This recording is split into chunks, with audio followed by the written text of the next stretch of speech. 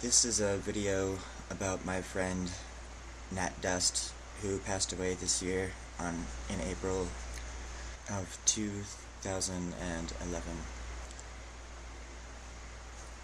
Judging by the looks of him, he seems pretty hardcore.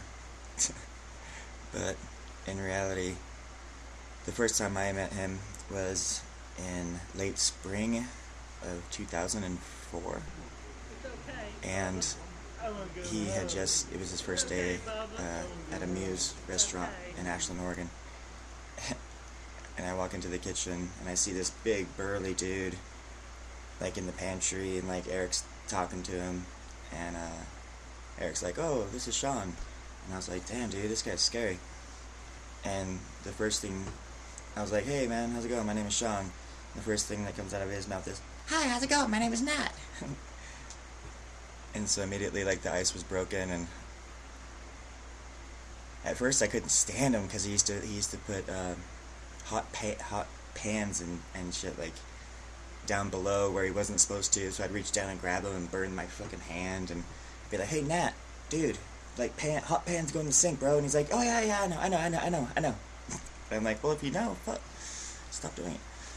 But eventually, I moved into the pantry, and he was across the way from me like every night cooking.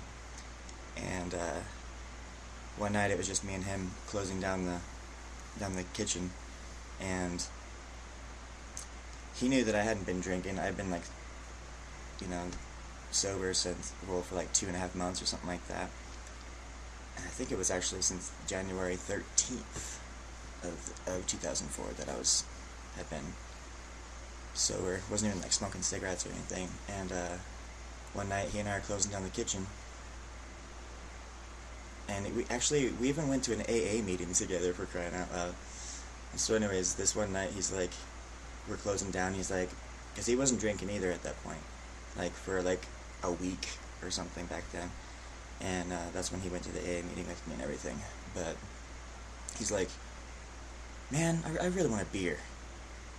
Hey Sean, let's go get a beer after work." And I was like, "Huh?" And he's like, "Let's go get a beer." I was like, "Okay." And thus, me and Nat's friendship pretty much blossomed, I guess, from there.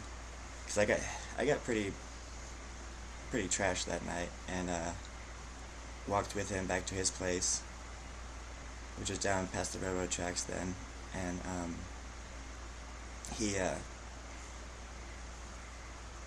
I smoked a cigarette, and I started smoking and drinking right up immediately, like the next day and everything. And so that was Nat's contribution to my sobriety. But I enjoyed it. I enjoyed his company. Just an interesting guy. Pretty generous too.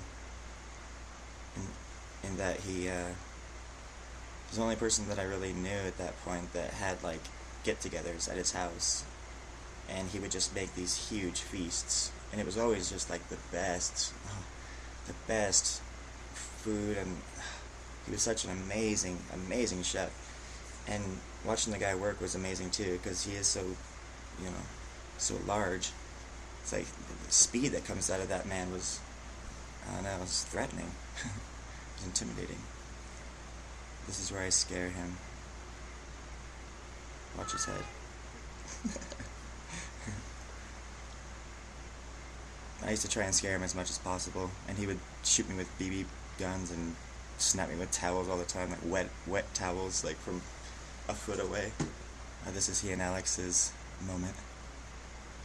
This is out at Alex's house. Actually, Alex used to throw parties too, and like Nat would always bring over shit. And actually, there were quite a few parties around, But this is back in let's see, when I worked at Leela's with Alex and Nat. So this was like summer, like May or summer of 2006, basically. Because it was after the 4th of July, because I had lost my tooth.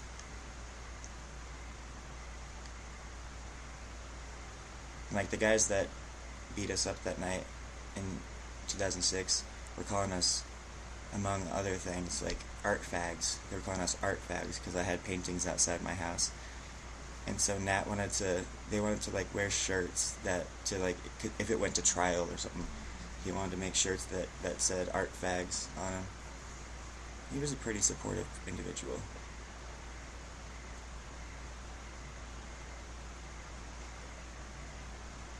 That's his friend. Oh man, I'm so horrible with names. I don't know why. Oh yeah, it's God damn it, Andrew? Yeah, it's Andrew.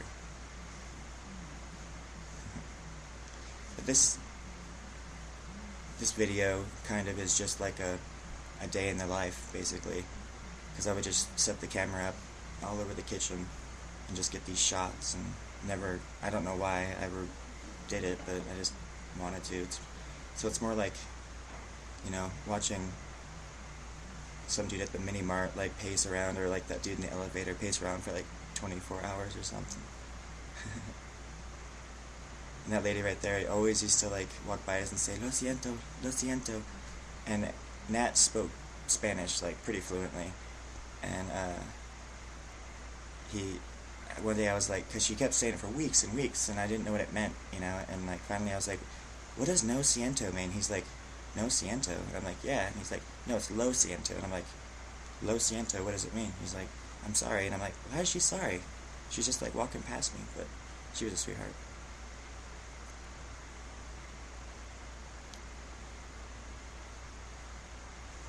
So this is at Leela's when we worked there.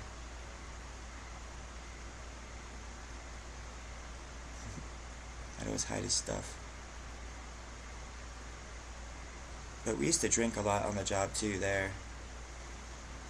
Like up in the corner there on the shelf where those cups are, we used to keep like glasses, like mugs like full of wine, like just drinking all night.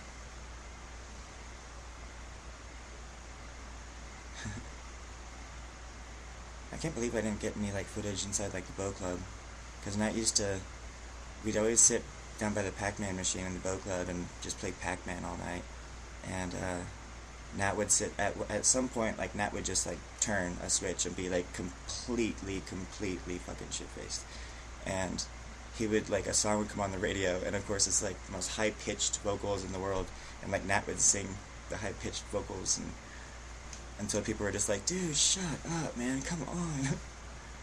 And then he would not remember it the next day, of course, probably.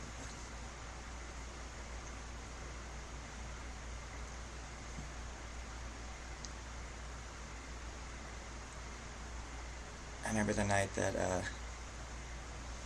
I think it was when Dave Bracey just arrived into Ashland, so it was like 2005, February 2005, I think.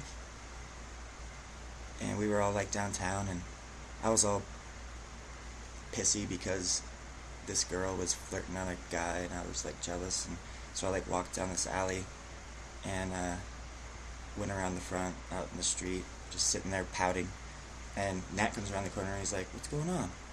And I'm like, "Nothing." He's like, "Dude, what's going on?" And I'm like, "Well, there's this guy in there like flirting with this girl, blah blah." And he's like, "What guy? What guy?" And like just as he's saying that, this dude like walks out of the alley, this random guy, not the guy that I was talking about, but this random dude walks out, and that's like, "That guy?" Like pretty loud, and the guy hears him, and the guy's like, "What? What? What? Who? Me? Am I the guy? Am I the guy? What the fuck, motherfucker?" And just like jumps onto us and like just starts screaming in our faces and yelling, and that's like, "Whoa, whoa, whoa, dude, it was a joke." And I'm like, "Yeah, man, it was a joke. Like, you know, chill out. It wasn't about you or whatever. Sorry." And the guy like at some point, Nat's like, "What's your name, dude? What's your name?" And the guy just like fucking, he decked me in the forehead, and he punched Nat in the nose, and like backed off and like put his fists up more, and he's like, "Come on, let's go, let's go."